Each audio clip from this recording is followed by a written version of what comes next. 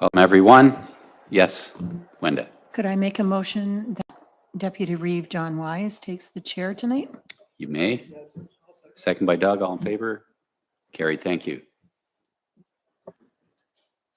So we have no 3-minute delegations or deputations. Could I get approval of the agenda? Doug and Sherry, any discussion? All in favor? Carried. Thanks. Any conflicts of pecuniary interest and the general nature thereof? None declared. Minutes from the October 3rd, 2022 meeting. Could I get someone to move approval of those minutes? Sherry and Kevin, any discussion? All in favor? That's carried. Delegations, deputations, and presentations. Scott Woodburn, Constable and Traffic Management Officer with Lennox and Addington County OPP. Scott, welcome. Would you like to come up to the table? There's a microphone there. If you press the button, it will activate it and the light will be red.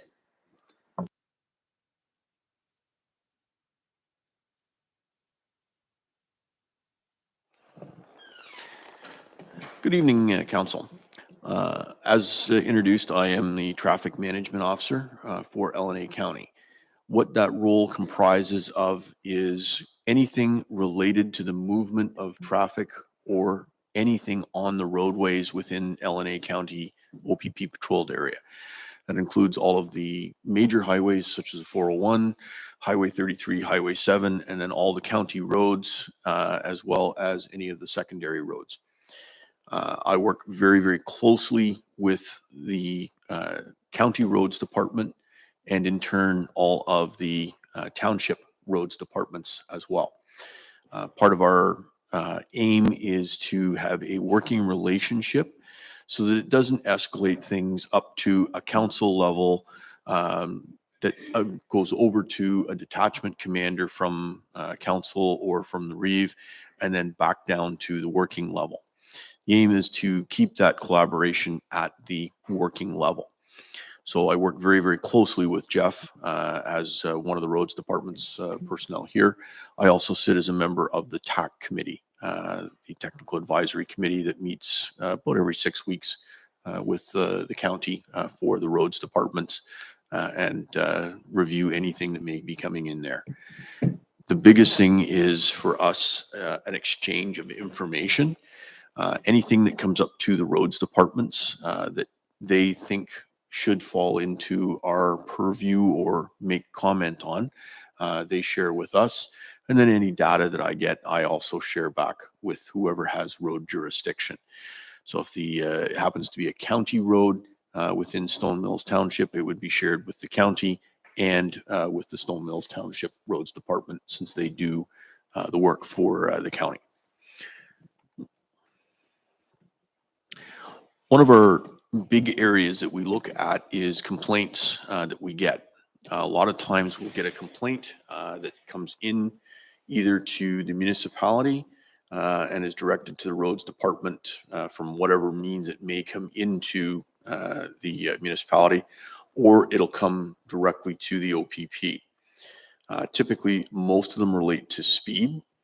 And once we have that complaint, we'll now investigate it like we would any open criminal offense or call for service. So we want to look at the history. What is the history that exists there? We'll look at collision history, previous complaints. Is this a person that chronically complains about a situation where there is no remedy to it, or the problem realistically doesn't exist? It's more of a perception than an actual problem. But we'll look at all of that, and then we'll look at collecting some data. If it is speed related, we have a new device. That device was purchased through the county roads department. It's called a Black Cat, and that's just a proprietary name. What it is a battery powered radar with a data collector. Sits inside a Pelican case, and it ends up being mounted up onto a hydro pole within the area of the complaint. If you were driving by it, it has no external markings identifying it as anything other than just a black Pelican case. if you saw it, you wouldn't know whether it belonged to Bell, Cogeco, Hydro, whatever. And the aim of this device is that it doesn't change what a driver is doing or what the drivers do through that area. Some of the things you'll be familiar with are the driver feedback signs. Those will actually display a speed and flash indicating to the driver that they're in excess of the posted speed limit through that area. Those will have an effect on what drivers do as they go through the area and will reduce their speed. This device is designed not to have any influence on the drivers that are going through there, so that we can collect some real data so that we know what is going on there. The device has the capability to work for approximately 2 weeks on battery power, collecting the data. It's going to analyze that data for us and collect a volume of traffic. It's going to collect the average speed, the 50th percentile, the 85th percentile, high speeds, the number of speeding vehicles, and then it's going to break that volume down by both time and volume. The 85th percentile is a key number to us from a traffic perspective, both from a policing perspective and a traffic engineering perspective. The theory being is that 85% of the population will not exceed what the capabilities of the roadway are. There are 15% of the population out there that are going to drive like absolute idiots no matter what we do. So we take it looking at the 85th percentile as the key number for that information. We're able to generate a report out of the data collected. It will show us a breakdown of the speeds, whether the area is a perception issue or whether it is a real problem. And we're able to break that data down and share it both with the roads departments.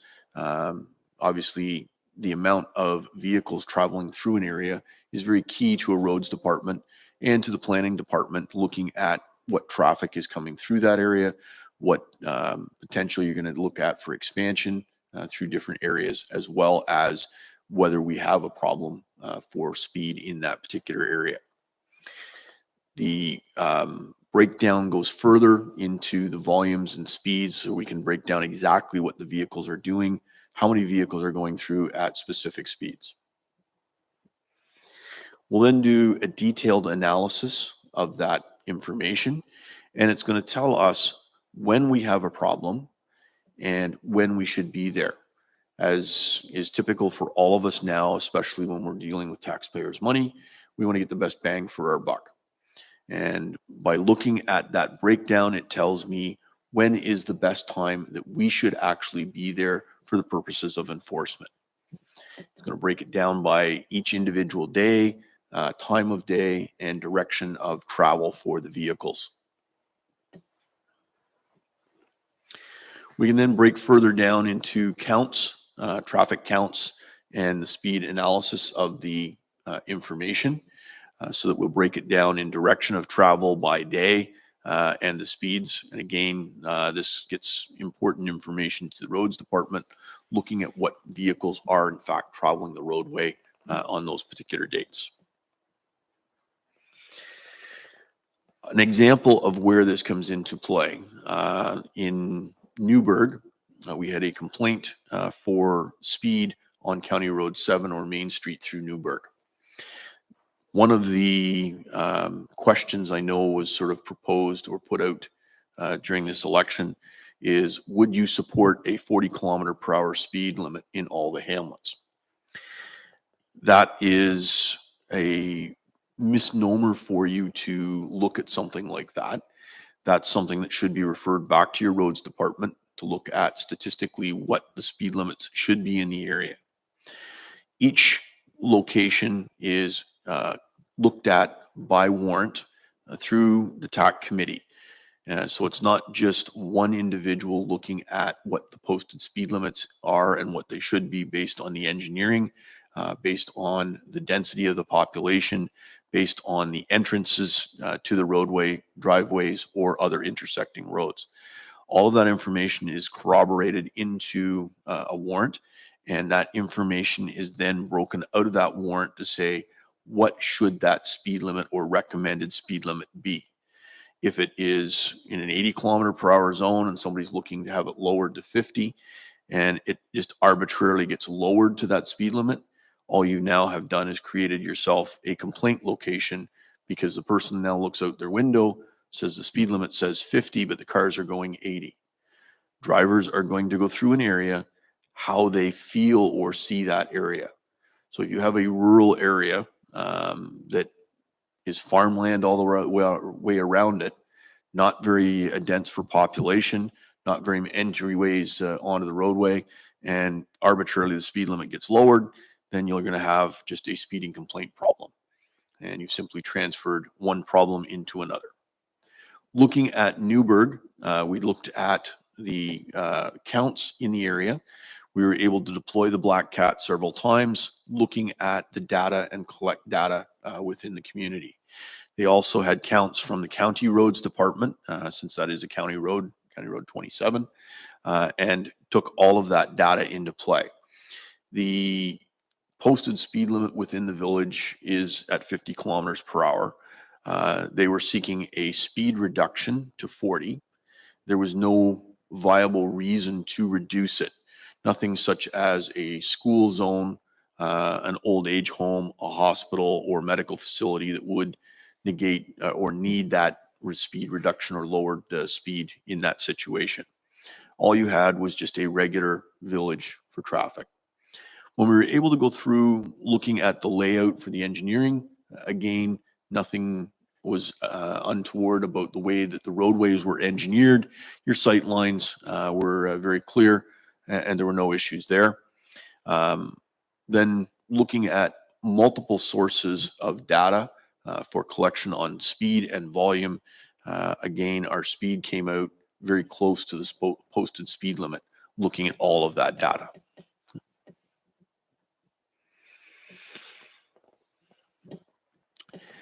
Part of our determination is based on the validity of the complaint.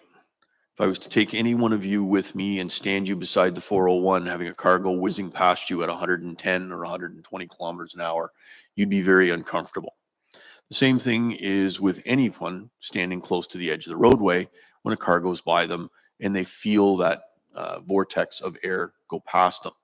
That vehicle obviously must be speeding because they felt the vortex of air. As an experienced traffic officer, standing on the highway, having transport whizzing by me at 110 doesn't bother me. I'm simply used to it. So it's becoming an accustomation to it. Once we are able to look at all of that data and break it down, we make the determination, is our complaint a valid complaint or is it a perception issue? In the case of Main Street in Newburgh, it was more of a perception issue. Once we're able to make that determination, we're now going to take no further action and come back to the complainant with the hard data, showing them what we have, what we've collected, and why the complaint is no longer a valid complaint. Should it be a valid complaint, then we would look at what we need to do in the way of a solution. There are a number of traffic solutions that could be applied to it. Simple things like line painting. We're all growing up taught to color in between the lines, and as a driver, we keep our vehicle between the lines. By putting a fog line and a center line on roads, you actually give the appearance of narrowing the road.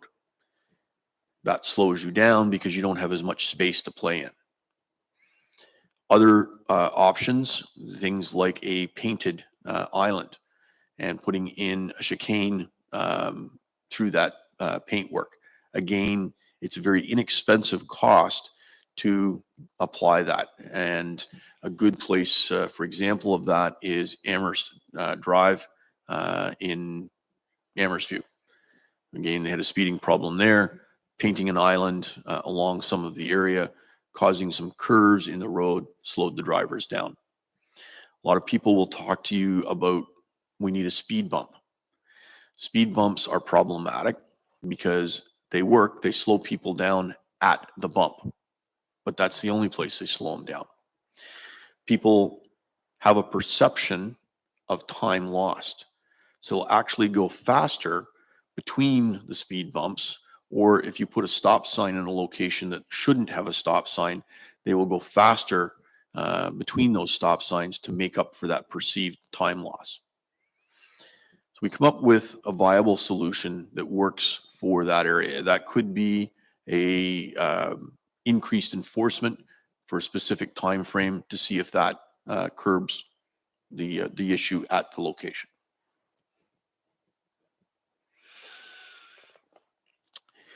I would complete a report with that, and that would be shared along with all of the analysis graphs and data back to the county roads departments and the municipal road department for that particular jurisdiction. A detailed report would be discussed at the TAC committee and looked at if there were any other issues that should be examined from a road engineering perspective or a solution for that particular complaint.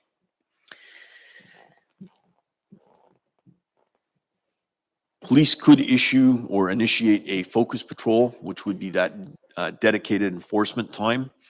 And again, our program from the Black Cat breaks that down for us and says, when do we need to be there to be the most effective? Or if we've collected data and we see a bit of a one-off. So we've got an individual that comes through consistently, one or two vehicles at an odd time at high rates of speed. Well, it's very easy. We go out, sit at that time, target that vehicle, and problem gets solved very quickly.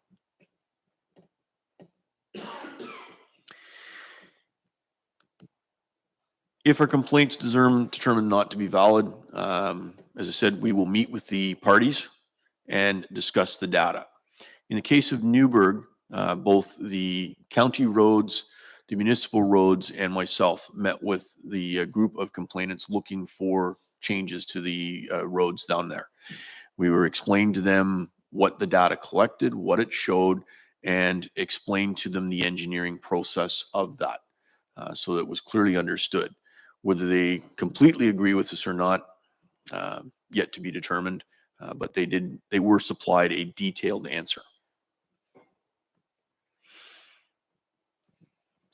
I keep an ongoing log of all complaint locations so that I'm able to go back and check on a history for a location.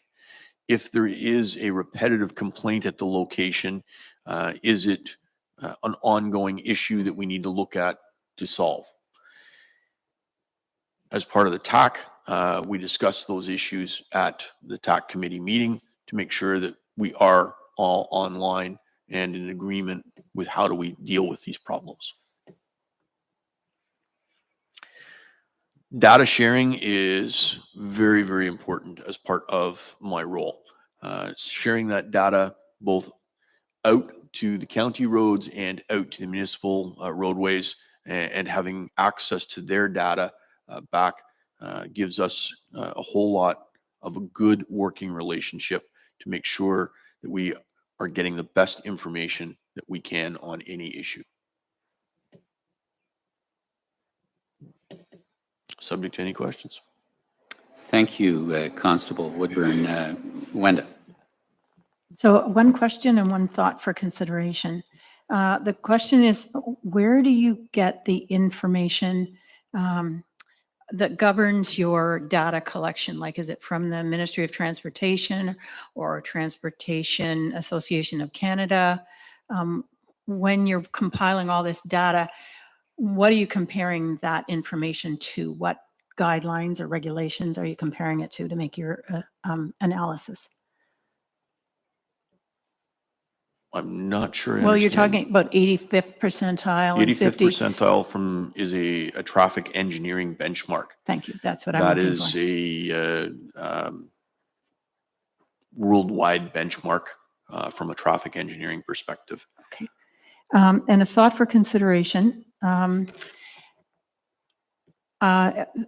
villages in this township are old, and at one point they were just little dirt roads running down Main Street with houses being built, and they had front yards and children could even play there if they wanted to. Now though, the streets are wider, they're double lanes, they've got sidewalks on each side of them. And so I counted in Newburgh, for example, and I'm sure if you went to Yarker and Tamworth, you'd come up with a similar count. There were 20 houses on the main street in Newburgh that are right on the sidewalk. So they don't have a buffer zone. They don't have a distance. You call it reaction time for drivers. I'd call this a reaction time for people living in their homes. So if they stepped out their front door, and their little one escaped and ran out, she or he would be out in the line of traffic in a heartbeat. Same with animals, same with anybody stepping out their front door. There it is. So you did talk about numbers and all that data. And I came up with 120 vehicles a day going down just in Newburgh on Main Street over 60 kilometers an hour. So 120 a day going over 60, and there were 140 going over 70. Now that was over a period of a week. So, I mean, that may sound acceptable to a data collection and an analysis and the traffic engineering benchmark, but for somebody who doesn't have a front yard, that's not acceptable. 1,600 cars going over 60 kilometers an hour in a week is not acceptable. So what I would like to suggest that your team, your TAC, looks at is adding that piece of information to your formula or your way of looking, so that you wouldn't necessarily jump to sorry, bad choice of words. You wouldn't necessarily conclude that Newburgh doesn't have a problem, when in fact, probably most of the hamlets in this township have that problem with no front yard. And it's not part of any information that you're being allowed to even consider when you're making your island. They sound affordable. And would they calm the traffic? Like, I think it has been proven that painting these lines on does calm the traffic a little bit. Yes, it will. So it would give the drivers a sense to slow down because there's no front yard. There's no reaction time for the homeowners. So I guess I'm done. Just Thank for you. your consideration. Anyone else? Doug, go ahead. Yeah. Scott, I understand everything you said. I've been sitting around here for quite a while, and I've heard my share of traffic complaints, heard my share of roads that needed to be fixed up and then become traffic complaints after we fixed them up, because people drive too fast on good roads.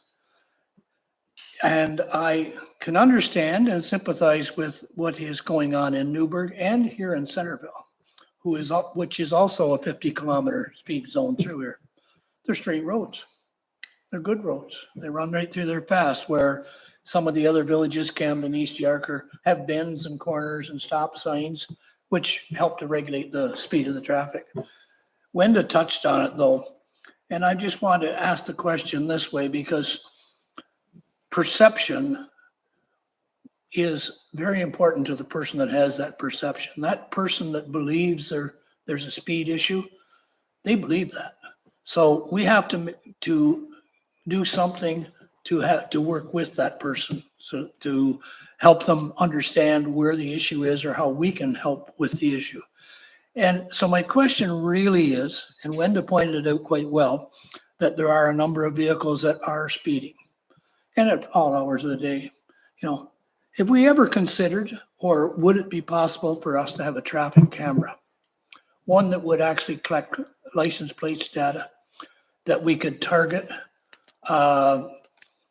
those individuals that speed? Because I know it's impossible to be there 24 hours of the day, but I'm basing that on that interaction I had with another police officer, who we had cameras up on the cat trail, and that was the only way we could do anything with certain individuals on the trail with ATVs, and that was their license plates and that. Have we ever considered traffic cameras?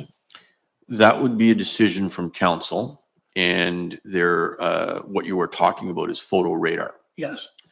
And there are very, very specific guidelines as to where you can install and use a photo radar. One of those off the top of my head is a school zone. And unfortunately, the main street of Newburgh, to the best of my recollection off the top of my head, does not fall into any of the categories of a location that you could install a photo radar. Okay, that's concerning. I'm sorry, I'm just trying to understand that. A little bit off the topic with the villages. I live on County Road 1. And all summer, we have a kamikaze that goes by on a motorcycle about once a week at over 100 miles an hour, I'm sure. It's a blur when he goes by.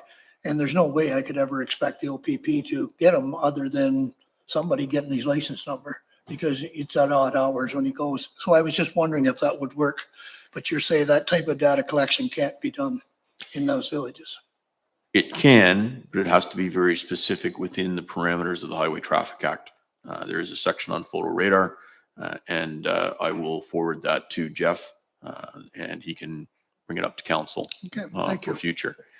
Just in addition to Councillor Lalonde's comments about the volume of vehicles that you were looking at there. Remember that the volume by day, you're looking at traffic going out and traffic coming in. So that's the morning rush and the evening rush.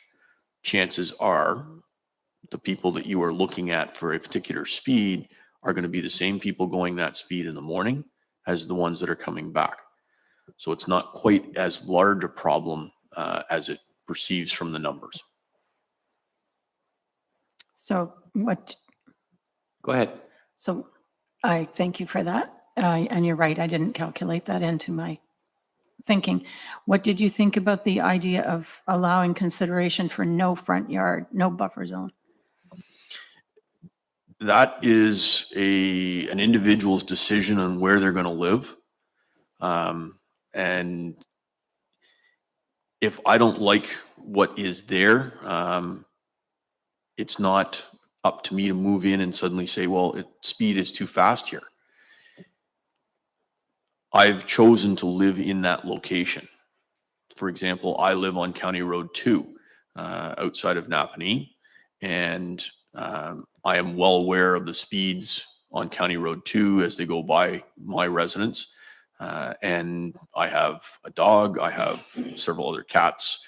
My kids are all grown now, but that's certainly something that we are very well aware of and keep a grip on at all times to make sure that nobody gets out in the front yard and goes racing across the yard simply because I know what the speeds will do, even if the vehicle is doing the posted speed limit. So these houses, 20 of them, don't have front yards, like they don't have that. What I did talk about the traffic calming, the painting. Is there any restriction or any reason that those lines couldn't be painted on the main street in Newburgh or any other of the hamlets that are, I was getting complaints from Yarker as well? That is, most of those are county roads. Yes. And that would be a discussion, certainly from this council, bringing it forward to county council Okay. to do any of that work there. It's certainly a consideration that could be brought forward and could be implemented. Does that sound reasonable to you? As a first solution, yes, absolutely. Okay, good, thank That's you. something that can be looked at and addressed. Okay, do we need a motion or just direction Oh, to I've still Jeff? got other commenters here I'd like to move to first. Okay, sure. Yes, was it Sherry? Go ahead. I was just going to suggest the same thing. If the painting thing is so simple and cheap, could we not at least do a trial of it for a few months and see, and then do a report and see how much of a difference it made? But you just answered the question that we would take that to county council and go from there. Thank you. In addition, other measures that you can implement are the driver feedback signs. And the county has a number of those that they've issued out to the lower tier roads departments for use on the county roads. And I know each one of the lower tiers also has some in them. What they do is place them or place a base into the ground in the area and rotate the signs around. Signs are effective for about 60 to 90 days. Anything outside of that, every sign along the road simply becomes white noise to us. You think about how much you drive through a location, and unless there's a different sign that you see along the road, you don't see the signs that are there. And that by rotating them, they keep their effectiveness. Yeah, Scott, just a lot of the other questions have been asked and answered here. The black cat, does that check cars coming and going? It does both ways? It has the Or just- capability of reading vehicles in both directions, yes. Okay. And is it in use a lot, Scott? Like, do you just have it out there a lot? Yes, it's currently in Centerville, or sorry, in Enterprise. Okay. I just wondered how much use it was getting in different It areas. generally is out for a week, roughly, collecting data, sometimes a day or two longer than the week. And then the time for it to recharge in my office, and then it goes back out. Back in, yeah. So within every 2 weeks, it's in a new location collecting data. So it gets lots of use then. Yes. Great. Yeah, that's it. Thank you. Any further questions or comment? I have one at least. Do you just have the one black cat, Scott? Yes. How expensive are they? The complete system is about $6,800. Didn't we take a vote on that, funding that, or was that at county level? That each one of the municipalities contributed to it along with the county for its purchase, and it is used throughout LNA County for that. I know Loyalist decided that they were going to purchase their own and use it through their roads department for the data that it collects. Thank you. Anything further? Can I have a motion to receive the report? Sherry, Doug, all in favor? That's carried. Thank you very much, Constable Woodburn. Okay, our second delegation, Mila Simon, is it Mila? Yes, and Matt McGregor from Abundance Solar. This is the project process update for application of obtaining municipal support resolution to support 3 battery energy storage systems in close proximity to the Blue Earth Loyalist Solar Project. Yeah, just come on up and whenever you're ready. Thank you.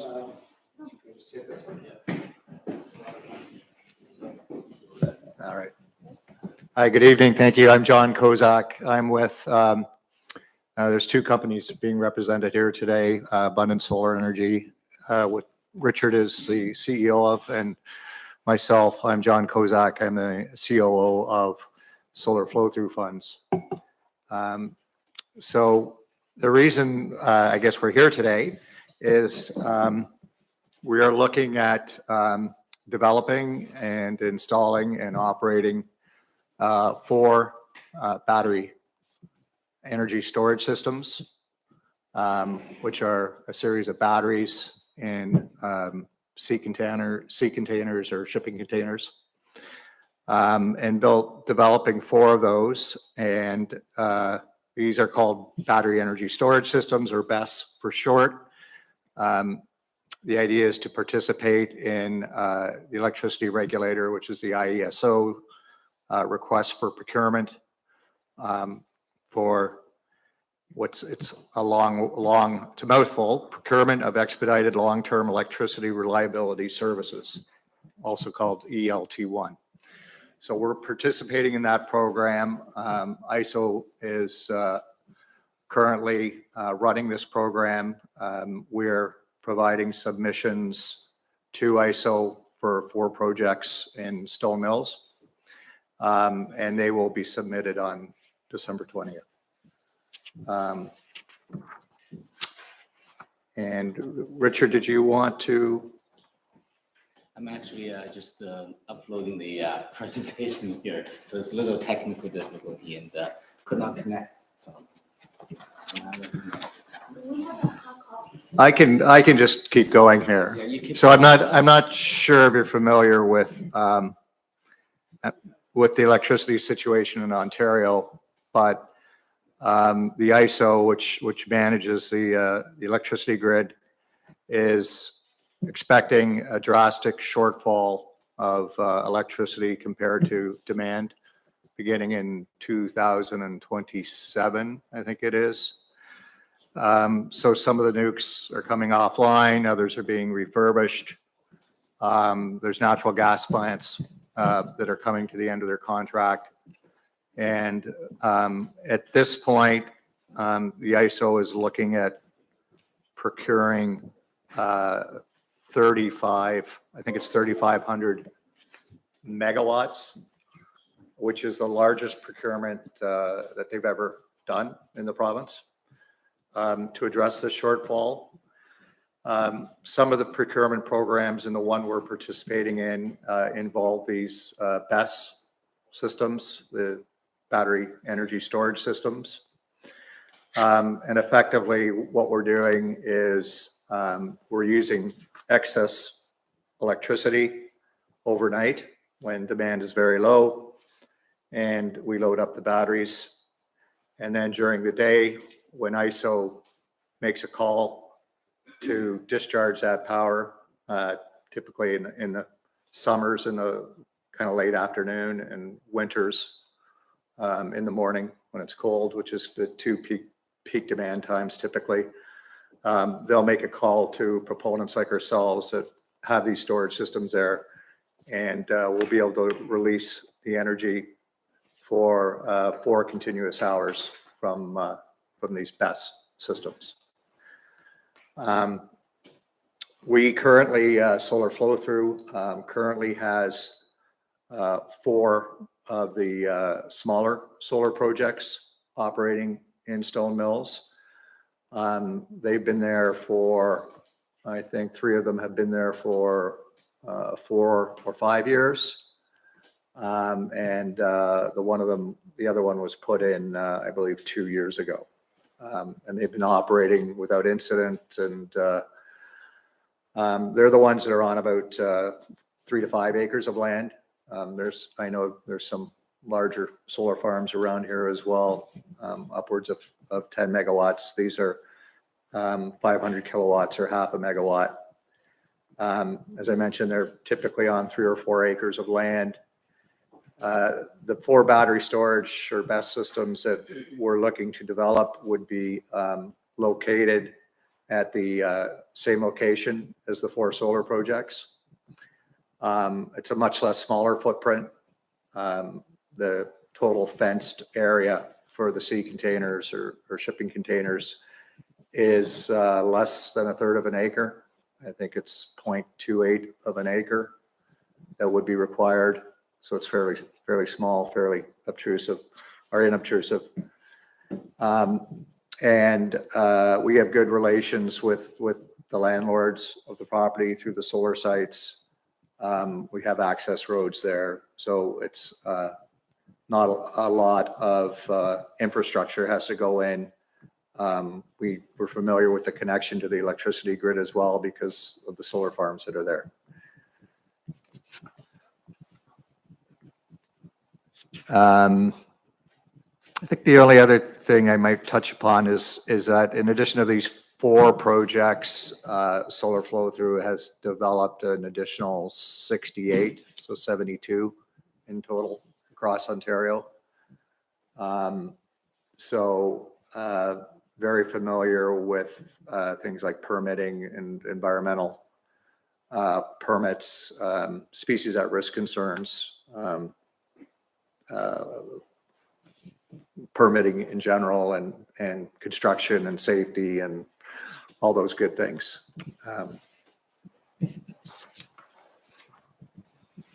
Richard, do you want to talk a little bit about Abundant and Sure. their experience? Sure. Yeah. Thank you. Really appreciate we have an opportunity here to present to the council again. I think about 5 or 6 years ago, we were here to apply for the Ontario FIT contract, and that's where we got municipal support resolutions from this council.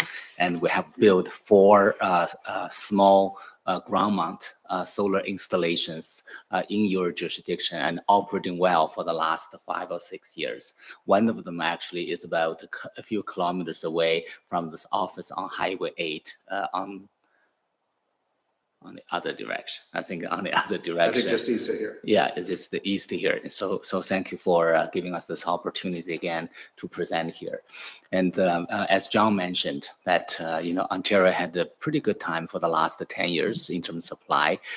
That myself has been in Canada for 32 years, worked for Enbridge, worked for Toronto Hydro, so I have a little bit understanding of the grid and the power supply system. I think just as of now, because of the existing contract, as you know, that the blackout back to 2002, we built a lot of gas plants, and those plants are contract is up. And the nuclear retirement, and then changing demands. So we are facing with a demand and the supply issues. As we will leave this presentation here, that we can be facing brownouts and or higher prices as early as 26. So the Ontario government has this ISO, which is the one running the grid, is in charge of the supply and demand. So they are procuring a lot of projects. So we always work with ISO for the last 10 years. And then we were here for the FIT 1 all the way till FIT 5. And we work with investors like Solar Flow Through Fund. They and the Dundee Realty Corporation and Ontario OMERS pension plan, which is also my pension plan, that were the investors in all those installations, right? So Abundant is a developer and engineering, we're a licensed engineering company, and we do the permitting, we do the interconnection, we do the design, and we are also the general contractor to build the facilities. As you can see today, Abundant, is in Canada, mainly in Ontario and Nova Scotia. We're also in the States. We're building a lot of community solar projects in the States, both in New York State and Maryland. I think, having said so, I think, this project is particularly of interest to us because now we not only produced renewable energy such as solar in your jurisdiction, by installing additional battery systems, we can also ensure a 24/7 supply. And the system here that we are doing actually have to be able to provide power supply in a 4-hour continuous. So let's say in the winter, in the early morning, that the supply is short, right? And you start having brownouts and so on and so forth. We will be able to dispatch those 4 units in your area, right? So those 4 areas, I think I have this map here. So those are the 4 existing ones. It will not take additional siting because it's just beside the ones that you have proved before. So if we start those 4 systems, you will have 4 hours continuous of supply when the other systems work out. Right? So that's the sites that we chosen that ISO also likes because they feel in this area that they have certain period of times where the supply may be a variable, right? And, you've probably seen those small installations that in area fenced have a security that access and so on and so forth. And I have an illustration here. So this is basically what it will be look like. Let's say this is the 500 kilowatt system, one of them we built. And what we do is we talk to the existing property owner that we will rent additional sites, right? So that's what we're looking at. So if you drive on Highway 8 on your way to work here, if you look at the left, that you probably will see nothing because this will be low profile behind the fence system installation, right? So that's where that will be. Stop me anytime. I'm not trying to do a presentation here. Just stop me anytime. So I want to just go to a little bit more details, what they will be look like, right? So each system is a 5 megawatts, 20 megawatt hour. So consider that battery is a bucket of water that can hold 5 gallons of water, right? If we open the tap, it will drain in 4 hours. So the powers here will get 20 megawatt hours. So that depends on your needs that it will be able to support the grid during those critical times. So that's the size of it. That they occupy about 0.28 acres of land. We did some illustration here. So this 0.28 is not just the battery system itself, it's setbacks, visual screening, and so on and so forth. So the total parameter of the land is 0.28 acres. I show you some examples of the installation, existing installation. So, Tesla is a very leader in this battery. So this is their system. You can see there's a 5 megawatts Tesla system. They installed broadly in the States, in Australia, and some of them are in Canada. And if you look at the actual installation, so this is the solar farm, and small or big, that you have the installations here. That's another example. This one here, be more look like this one, like giving our fall color in the background and giving in the front that you will have the solar operating system, 500 kilowatts each, and we will be putting those battery systems behind it. The color could be white, could be green, and if the town's color is blue, then we can make it blue, right? So those are the things that we want, making sure it fit into the environment that we operate those systems. Okay, so that's the. So it's the photo at the bottom right-hand Yeah. corner, which is probably most representative of the sites the 4 sites that we have. Yes. Yeah, and inside of those housing that you will have batteries, you have inverters converting from DC to AC because we use AC here. They also have the communication system, monitoring systems. We're actually monitoring a lot of our systems on our cell phones. That, if the town so choose wants to, we can certainly give you the feed and put on your systems also. The reason for us, we want 24/7 operation so that when the time comes that we can dispatch them as needed. Right. Inside there, lots of people talking about, what if fires, what if battery explosions, so on and so forth. Those containers are tested for outdoor use, and inside it has detection and suppression systems that certainly will have insurance behind it also. Right. So those are the systems, and I want to just quickly go through each one of them. So remember, we have 4 of them. This one is on 1329 Hinch Road, right? So it's a square one that we have done some preliminary site visit, and that we find this area in discussion with the property owner that is conducive, for his or her needs. So that's the one. So the large, sorry, Richard, the Yeah. large blocks, with the black lines, that's the existing solar Yes. array that's there, and that's probably about 3 5 acres. Yeah. The 4 parameter acres. is 5 acres, but the actual footprint covering is only about 3 some acres. Yeah. So that's the one at 1329 Hinch Road, right? This one, they don't have a municipal address. They have the property identification, and this one is this way that we designed. This is a new work, right? Okay. So this one is the illustration, like what I illustrated to you, like triangle-ish, that we will be putting this one on the end of the existing solar installation, 500 kilowatts. You can see we already have setbacks, have access road and the fencing. And so making sure the safety and the security are respected, right?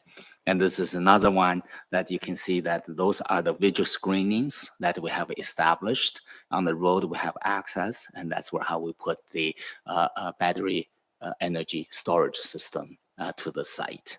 Okay.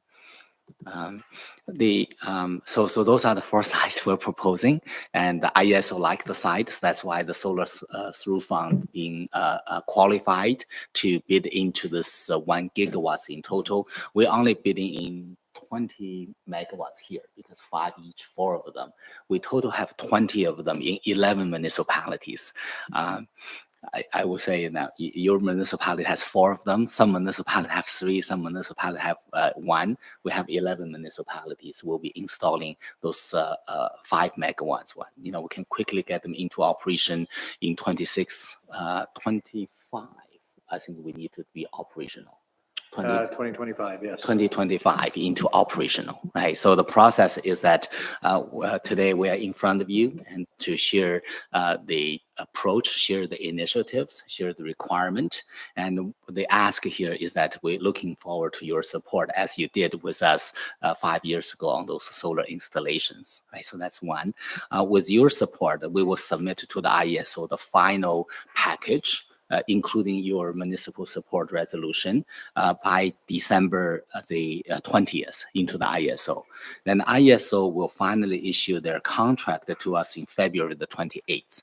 Then they will start to come back here to do permitting, even though you permitted the solar installation before, even though it's beside it, so on and so forth, but we still consider it's a requirement. They will come back here, we will submit the whole drawings and everything like what we did, so that your building permit department will have a review in terms of setbacks, in terms of vegetation, in terms of visual screening, in terms of any other endangered species. There's a slew of environmental scanning that we will do, and that we're looking for a building permit. But that will be in spring 2023, and we build them.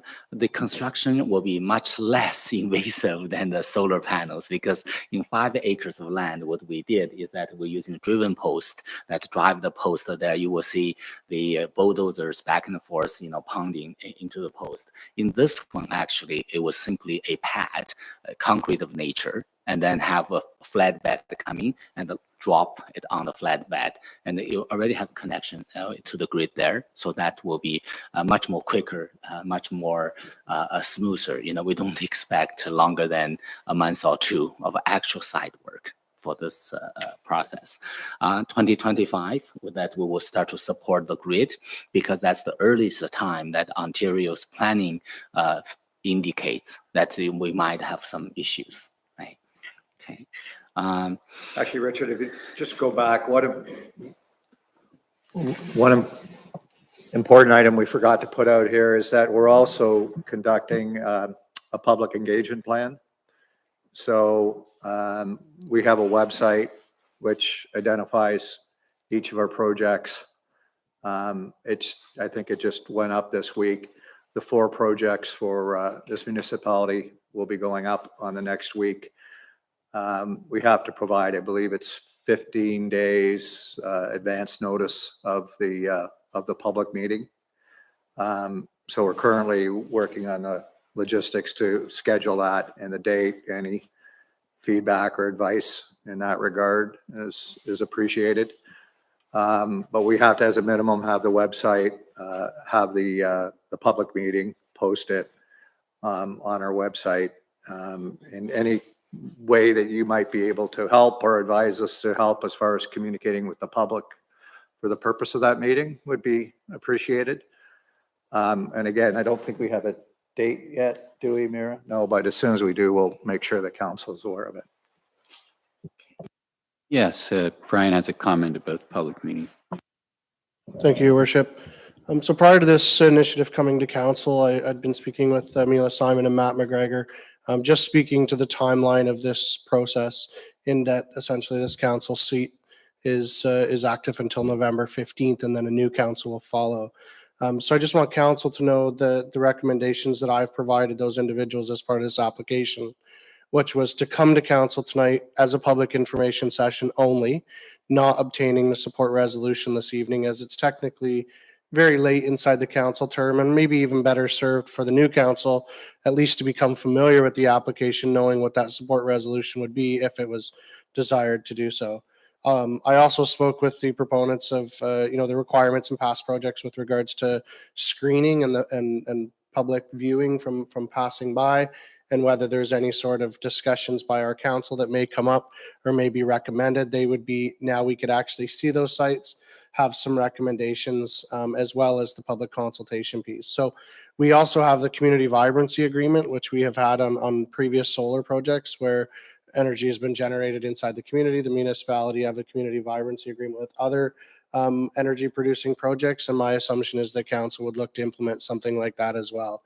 So to the proponents, the other part is we have a very active, very interested community group that was very interested in solar, trying to get information out. We've also made commitment to that group that we would have it posted on our website with any links to make sure that they're aware with them. And I know some of them are here this evening, and they've been made aware on their request because they want to be aware for future projects as well. So you do have some of those people this evening if you're able to speak to them. But the last piece of advice that I provided was just with our community and the possibility of certain people being away for the first 2 weeks of November.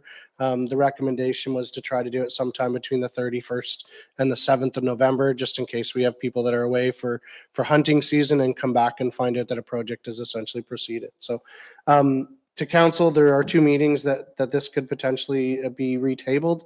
November 21st is essentially going to be the first council meeting of the new council, and December 12th is the only meeting in the month of December. So I just want to make sure that the proponents are aware that those are the only 2 options for public council meetings from now until the deadline to which it's made.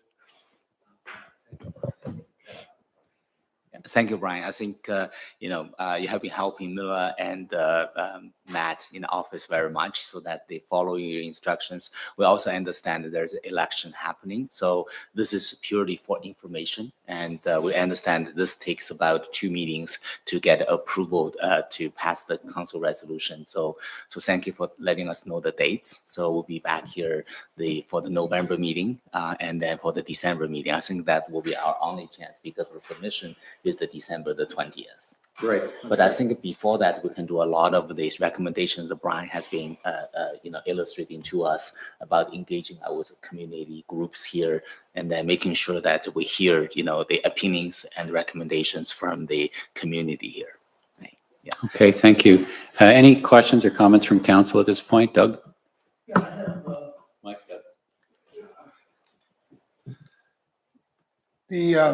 Brian's done it and Jason have done an excellent job, I think, setting you up with the information that we would be requiring. And of course, these locations are completely different than some of what we've had to do in the past with larger setups and transmission lines and everything else. This is a lot simpler, but it still does have one major issue, and that is the screening of them. I will say my own personal feelings very bluntly. The biggest eyesore in the world is a bunch of panels sitting in the middle of an open field, especially if they're looking at somebody's living room window. Okay. And a bunch of trailers isn't going to be any better. Okay. I heard you say that they would be screened, but when I look at the locations here, I'm seeing locations, for example, Nugent Road right down the road here. You're actually moving the location closer to the county road in an open field. There is no screening there. Nothing. It's a pasture field at best. Okay. And in some of the other locations, at least one of the other locations, I did not see. It's very close to a road with no screening. So I think we all will have to put our thinking caps on here with that, because we don't want places that are eyesores, to be quite honest with you. Other than that, I think we can work out I understand the need for it. I mean, we're currently dumping power to the United States in the daytime for almost giveaway prices because we don't need it, and we do need it at other times of the day when we can't generate. So, I mean, generally supportive, but I think we will have some issues that we will have to work out. The other comment that I have is, take it for what it's worth, is why do all the organizations always come when you only got a month and a half before the deadline? I'll talk to that one because I'm just get job done. ISO, this procurement round, I'm not criticizing ISO, has been extremely rushed. In order to get the capacity in by May 1st, 2025, which is the objective, they have this expedited process, which we're participating in, and these 4 projects would apply to. Up until about a month and a half ago, 2 months ago, the ISO said that a requirement for municipal support would not be a requirement in the expedited round because it was so compressed. And then a month and a half ago, they did a 180 and said, oh, yes, it is now. And if you don't get it, eventually you'll be in breach. So they did a complete 180. There's another procurement round next year. They always said that the support resolutions would be required for those. They just did a head fake and a 180 about a month and a half ago, which is why we're here today. Thank you. Anyone else have comments, questions? Go ahead, Wynne. Thanks for coming. You've answered a lot of my questions, but I'm just going to go over a few things. So the source of the power that you're storing is that's coming right off of the solar arrays. Is that correct? No? it's not. They're not connected. The battery system is not connected to the solar system. We're not allowed to do that just based on the solar systems contract. It's actually just coming in off of the grid. So if we had discharged the batteries the day before, that night, likely sometime between 11 p.m. and 7 a.m., Okay. we would just pull it off the grid. Just to continue with Doug was saying, so Ontario has number-wise enough sorry. Ontario, just from the total production perspective, we have enough power.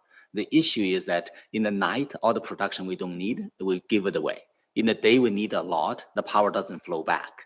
So this battery is basically in the evening, instead of sending the electricity across the border, we put it in the container in our backyard. And then in the day comes when we need electricity, we just discharge it. So it's almost like your water tower in the town that you store the water when you need it. So that's basically what it's for. Thank you. So it's just coincidental that it happens to be close to solar arrays. Yes. It's coincidental and strategic because we know the electrical grid and the connection point at that point because of our solar experience. We know the landlord. We know the land. We know it's not agricultural land. I think they're all class 6. Class 6, yeah, not. So it had in addition to it was also tactical on our part. So where does it feed into the hydro system? It would be at the same spot. So So it's it's just- drawing power off the grid at that and spot at back night in. and then putting it back in. Okay. So And- there'd be 4 different spots. Okay. So who's funding the investment for this project? And is Stone Mills underwriting any of the infrastructure? Solar flow-through funds are the owners and are providing the funding. And Stone Mills is not expected to provide anything. Okay. You will be the beneficiary of it. Okay. And- Sure. So what's the mechanism? You talked briefly about how you were going to inform the ratepayers, in particular the concerned citizens so you talked about a public meeting and you talked about posting it on your website. Is there any other vehicle for informing the public about this project or these projects? I think that's where we're looking for advice and guidance. I think Brian said that you could post a link on on council or the municipality's website. Okay. Tracy or Vera, do you want to comment? I allowed to give some information. This is So- Tracy Zhang with Abundant. Yeah, so I work with Richard in Abundant Zero Energy.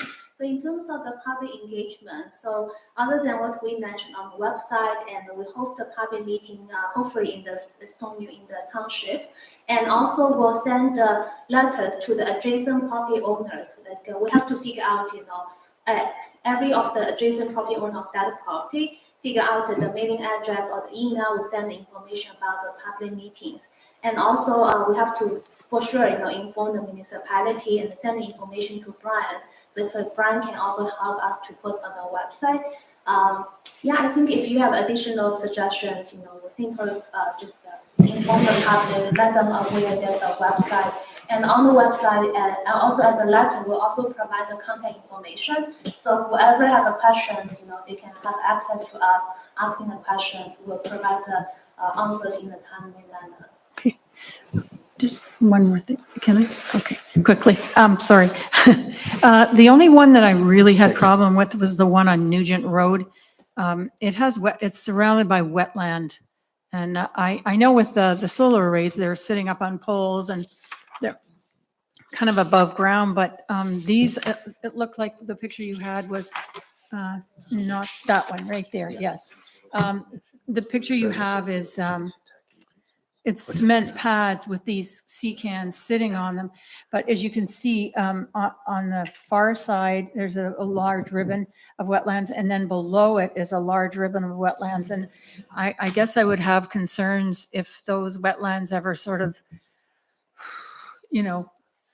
expanded their girth. what impact that could happen to the wetlands and also conversely to the storage, the battery storage. So maybe perhaps that specific location isn't ideal in what you're trying to do. Yeah. I have two points to answer your question. The wetland is under a specific regulation that we have to do a wetland delineation. From the delineation, there are certain setbacks which is required. So we have to design the systems in compliance with the setbacks from the delineation. Delineation obviously is based on its current status. So the environmental engineer will go out there to see them. So that's in terms of protecting the wetland. In terms of the design, that those installations there, they have a concrete pad, but the pad actually has a layer of gravels underneath it, so that the load is distributed on the gravel, but it's not 100% like a concrete deep into the soil, right? So the heaviness of it is calculated so that they can sit there, but allow, let's say, underground water or so on and so forth to continue. So now talk about safety. You're probably thinking, what if your water get into it and get short and causing fires and so on and so forth? The system is granted, and also the system is monitored. They have those emergency shutdown system that when the system detects a breach of those electrical circuits, that they actually will shut down. And so that's how they designed for it, because those are designed for unmanned operations in the wild. Okay, thank you. Was there any question, Sherry or Kevin? Doug and Wenda both have a crack at it. Yeah, go ahead, Kevin. Just a couple. Is there any electrical wire outside of the compound? Anything that's going to have to be wired outside of the compound? Like outside of the fenced area Yeah, there? yeah. There's a transformer, and then there is the wire that goes to the grid, which more than likely will go on the same utility poles that the wire from the solar farm is going right now. Okay, all right. I have a couple, if you don't mind. Yeah. Level of danger with those batteries, if they explode or whatever.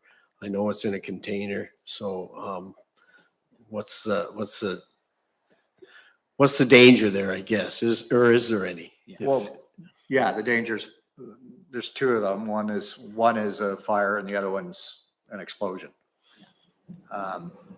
So that's where when we select the product, maybe we can probably just waste your little bit of time. So when we procure that, we have a sweet standard. We don't just buy because it's cheap, because we know someone, right? The number one procurement standard is bankable.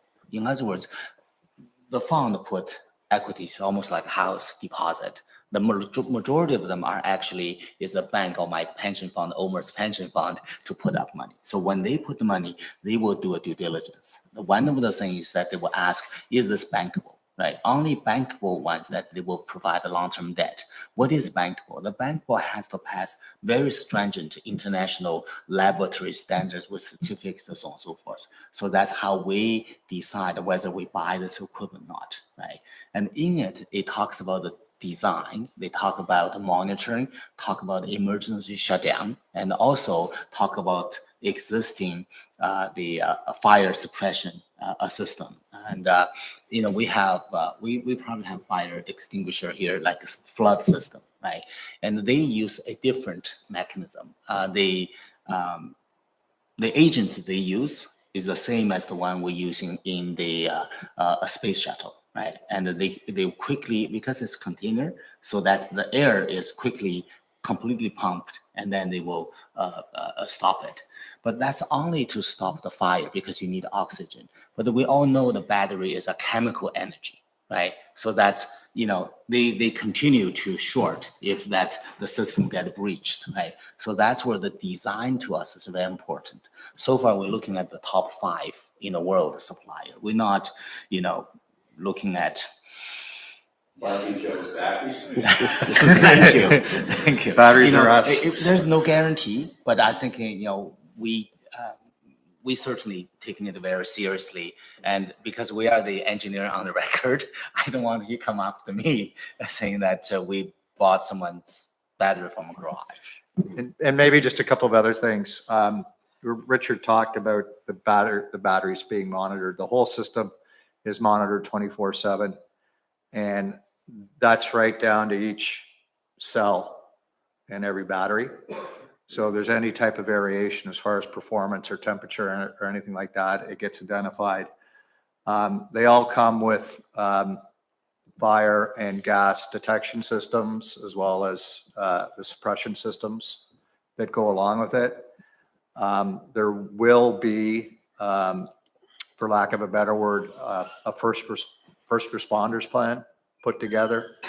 And we would more than likely work with your local first responders, fire department, so that they're familiar with the plan, the site, and all those types of things. Is there somebody that comes by monthly or every second month and actually does a physical on these batteries?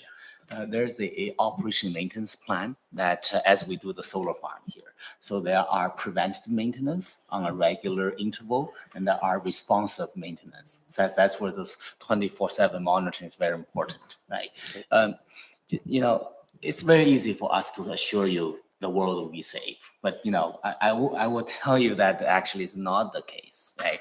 So those equipments are operated by the utility, right? They are not getting paid if those systems are working. So in other words, when the utility somewhere, you know, is a hydro one, I think this is hydro and remote, right?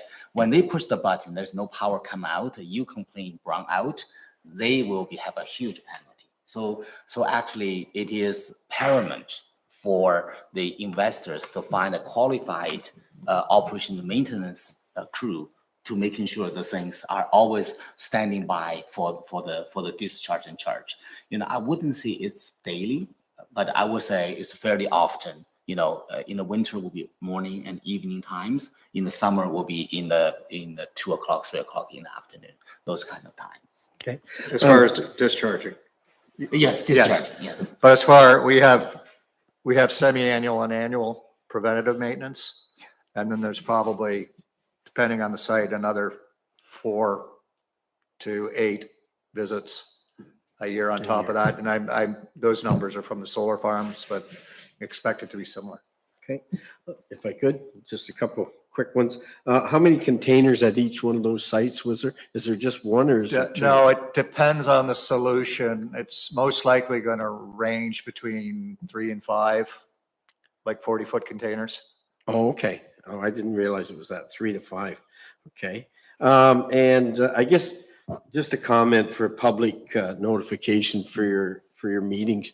I think it should be put out in the local papers here as well. That'd be great. Just We're happy because to do that. some people don't check their computers or they're not on it every day like me.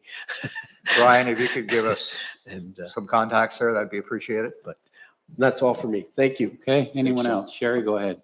Thanks, Counselor. I just wanted to ask if maybe this is all completely new, I don't know, but are there other communities already doing this that we could research and have some better questions to ask next time? Yeah, I think it, So we're talking about the one in Six Nation in the Hamilton area operating.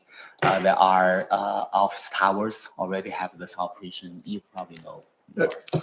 Counselor, were you asking, are there other municipalities going through the municipal support resolution process or No, I otherwise? mean already in operation, yeah. Okay, all right. Yeah, there are a lot of them in operation actually, whether it's a municipal site, whether a First Nation site, or Okay. either in office towers. Right? Yeah. Could we get a list of those and sent We to can council? certainly, we talked to Yes. Jake Okay. and so on so forth. Yes. I think you visited a few of them in Hamilton. Yeah, I know, I visited, there's a rather large one in Stratford. Yes. Okay. Festival Hydro, I think is the LDC. Which I've been to a few times. And that might be a good resource to Thank talk you. about at council. Okay, I think we've had a pretty exhaustive discussion here for what's usually a 15-minute delegation. I'd like to give Jason a chance to comment briefly. Thank you, Deputy Reeve. There's two comments I was going to make for consideration's sake, both council and the proponent as we move forward. First of which is from a Planning Act public notification perspective, it's very common in this municipality, as I'm sure you've experienced in others, that on-site signage is utilized. Public notification, as Councillor Richmond had already mentioned in our local newspaper, the Napanee Beaver, and we have contacts we can provide, as well as direct mail outs to neighboring property owners. And understanding that buffer distance, it's prescribed under the Planning Act, as you're aware, however, somewhat irrespectable to this. And we've sort of massaged that into telecommunication tower protocol in this municipality, and utilize that at tower height. However, we can most definitely provide you with public mail out notification, addresses, et cetera, for neighbors within the immediate vicinity and beyond that may be impacted by such a development. So we can definitely assist you on those fronts, but I just wanted to bring that up in terms of the three forms of typical notification that we utilize. And Councillor Lalonde made a comment earlier with respect to proximity to wetlands. The proponent had identified the desire or the requirement, if you will, of a setback prescribed. And although we currently operate with a dated site plan control bylaw that's in effect in our municipality, we, and at staff's level, and anyways, have heard much of the conversation around screening, appropriateness from landscape treatments, color, facade, et cetera. And you may or may not be cognizant of Section 41 of the Planning Act is exactly that section that regulates site plan control. And typically industrial, institutional, commercial developments are falling within that category. We've talked somewhat this evening as it relates to the appropriateness of community vibrancy agreements, and you're already cognizant of that. That would be something that we at staff's level see as being consistent to be incorporated within a site plan control agreement so that we have that policy rigor over ensuring what's discussed at this table being registered and is actually on build out. So I just wanted to make sure that was cognizant of both the proponent as well as the members of council at this table. And as part of that review process, as you're aware, the external and internal agencies, for example, community conservation, are incorporated in that in circulation for comment and public or technical review of the submission documents. So there would be a fulsome review of the technical aspects going into the land use compatibility component of what we have before us. That was all. I just wanted to make that as a comment for all. Thank you. Yes, thank you, Jason. Doug, did you have something? I just have two quick questions, most of them been answered, but just a question and maybe I can answer. Sorry, zoning? Will this change the zoning by any chance to industrial? No, it won't, okay. And the second type was, what type of batteries are we going to use? At this moment, we're looking at the technologies we have not decided. Commonly, the lithium-ion battery, but there are phosphor-ion batteries. We're looking at two things. One is safety, number one, because phosphor-ion is much more stable than lithium-ion. On the other hand, is the response time the ISO would ask. Sometimes utility ask this thing to react in a millisecond. Then lithium-ion obviously faster. But do they really need us to respond in such a fast? So that's where those technical details are really in the next stages when we sit down with the utility. Okay, good enough. Thank you very much. Yes, Linda. Thank you. Just one more comment. You did mention about environmental endangered species, things like that. On the Nugent Road one, there is a lot of land, a good chunk of land that's been set aside and purchased by the National Conservancy for Nature, Nature Conservancy of Canada, and it's been set aside for the loggerhead shrike and other species to have a safe domain. I'm just curious how close this array, not the array, but the how close it will be to that geographical area. It's not a very long road, so have some concerns, environmental concerns about that particular location. We're making sure that we get a boundary out, and we're making sure. We're making sure we have the boundary, and also we're making sure that the design is in compliance of the conservancy's requirement. We have dealt with a lot of conservation authorities, and because this, this thing is good for the environment, certainly not going to achieve it without, by damaging it, so. So I'm very familiar with the loggerhead shrike. We ran into some sightings previously with our solar projects. There was a nest located within, I think it was 400 meters of one of our proposed sites. That was one that got built out later. It turned out the nest had been abandoned. This was after 5 years. But what we did do was we also have leased a parcel of land for 20 years and created habitat for both the loggerhead shrike as well as some other species like the bobolink and that. And we can get you more information on that location if you'd like. Anything further? All right. We aren't making any decisions tonight. This has been an information session and a fairly thorough one, and I thank you. Could I get a motion to receive? Kevin, seconded by Sherry. I will make one comment before I call the vote. I would love to talk to you guys at some length about IESO and electricity planning more generally. It's an interest of mine. Perhaps you could tell me, not now, why the government has decided not to purchase 5.5 cent per kilowatt hour Quebec hydropower and is instead increasing our gas production and all its concomitant emissions by 600%. I'll call a question. All in favor? Thank you. Thanks very much. Thank you very much. Moving on. Bylaws and resolutions. Oh, sorry. No, it is bylaws and resolutions. It is bylaws and resolutions, right? Yes. So this is a zoning bylaw amendment application D10-2022, which we discussed at an earlier this afternoon planning meeting. And that the bylaw 2022 being a bylaw to amend zoning bylaw number 2014-744 as amended at 4083 County Road 1 East and 4075 County Road 1 East be read at first, second, and third time and pass this 7th day of October 2022. Jason, did you have anything that you have to say about this before we call the vote? Thank you, Deputy Reeve. I have nothing further to add, but I'm happy to answer any questions that you may have.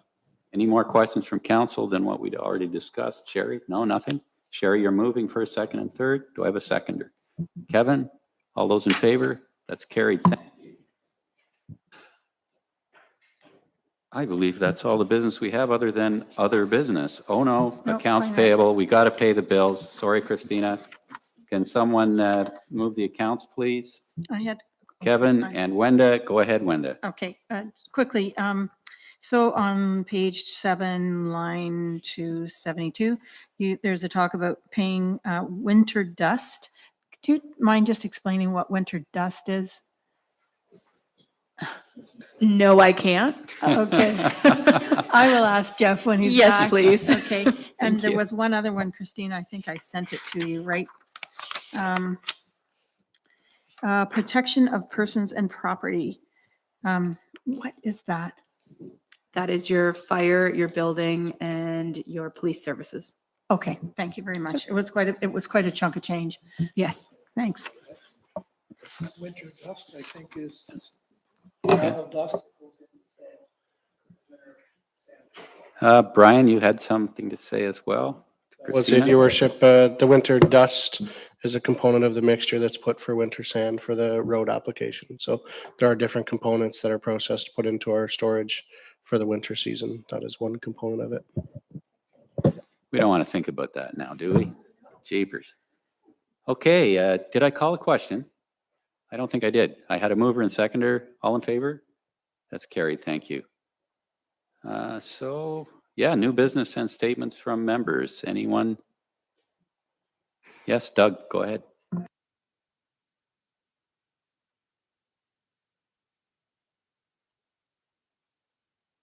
No, if you don't need that.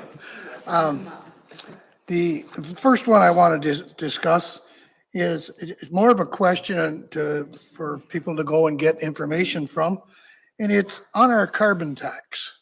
Our federal government tells us as individual residence owners that carbon tax on fuel is neutral. We'll get it all back. We get money put into our accounts. I'm not sure if I agree with it 100%, but we do get money back, okay? But the municipality, to my information, does not. And we buy a huge amount of fuel. So I'm wondering where we stand on that, both fuel for vehicles.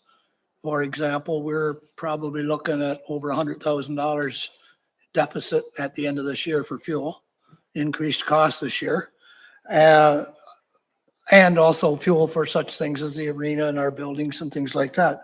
We pay a huge fuel bill, which means we pay a huge carbon tax. And to my knowledge, the gas tax rebate we get is the same as we got prior to implementation of the carbon tax. So I'd just like to understand where we are as an entity, a municipality, versus a personal entity of a residential on this carbon, why we're not getting some of it back from the federal government like I think we should be. That was my first question. And I don't know how we answer that, whether that's Christina's or Brian's or who has to look into that. But I think somebody has to ask that question, whether it be through official channels or whether it be through our MP, Shelby Cramp. But I think it needs to be explored. Okay. My second question or item that I wanted to bring up was actually presented to us as a result of the last candidates meeting, some information that arose to us. And that information is how we currently classify the Crowbrook Road from County Road 1 East to the Crowbrook Bridge. It's a road 1.3 kilometers in length. It existing as urban sections on each end of it in the village of Yarker and in the village of Crowbrook.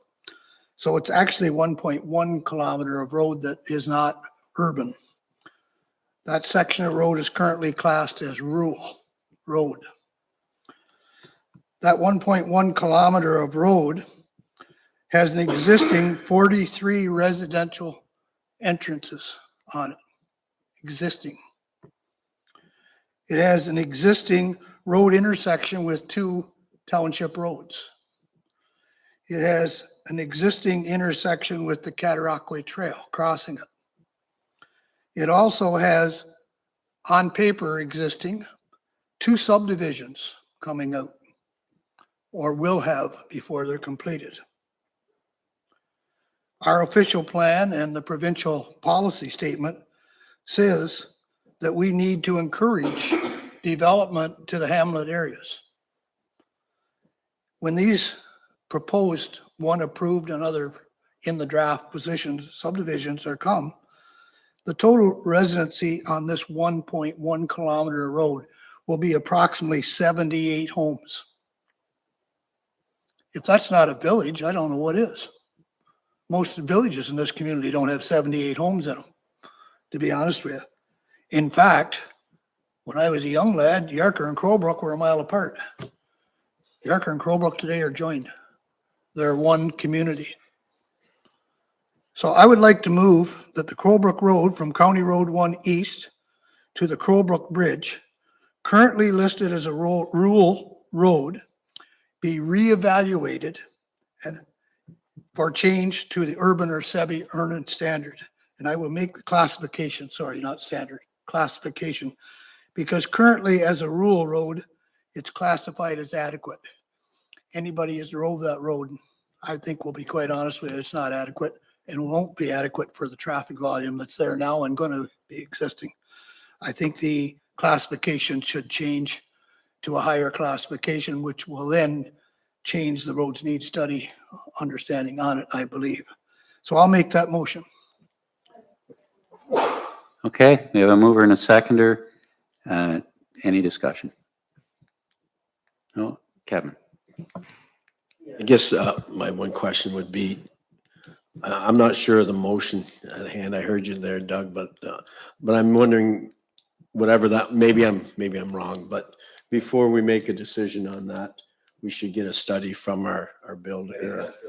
That's what I Is that- asked. is that what you're That's what asking I for? asked for, investigate the classification. So that's what we're Yeah, voting yeah, on. I'm not qualified to make, I can No. make my own opinions, but I'm not going to make the classification. No. So I Okay. asked for an investigation, which would be done through our roads department, I'm sure. Okay, thank you. Everybody cool with that? All in favor then? Thanks. And what about your first concern, Doug? You just want the report back? Yeah, I'd like a report back, and I don't know who has to chase it, whether it's Brian or Christina or whoever, but it's a valid question. I mean, we all get something back on the carbon tax rebate. We, as a municipality, as an entity, we spend everybody's tax dollars and a huge amount of them. I mean, let's just take the roads budget. Right now, where the roads budget, I believe, is 50,000. 2022 budget is 50,000 more than 2021's budget actual For fuel. for fuel Yeah. alone. And right now we're on track for something like 115, 120,000 over budget. So we're actually looking at about $170,000 difference in 1 year, directly related to or indirectly related to cost. So if there's, I think it's a legitimate question. Why are we not getting money back?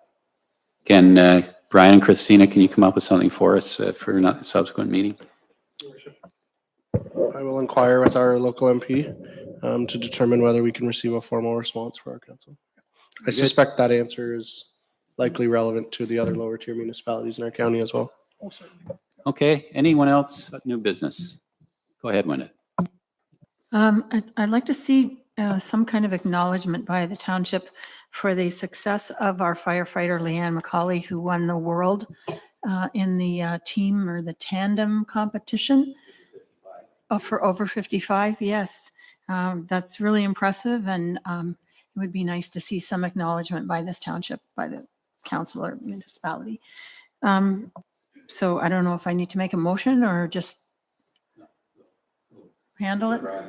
Okay, and the second one is just being out on the campaign trail for the last couple of weeks, months, seems like years. I wanted to tell staff, I did mention it to them in the lunchroom there, but I have received so much positive feedback on each individual on our staff that interacts directly with the public on what a great job they're doing. And their names were mentioned, their, the moments of interaction were commented, and thank you very much. Appreciate it. Anyone else? Confirming bylaw. Doug and Sherry, all in favor? Motion to adjourn. Kevin and Wenda, all in favor? Carried. Thank you very much.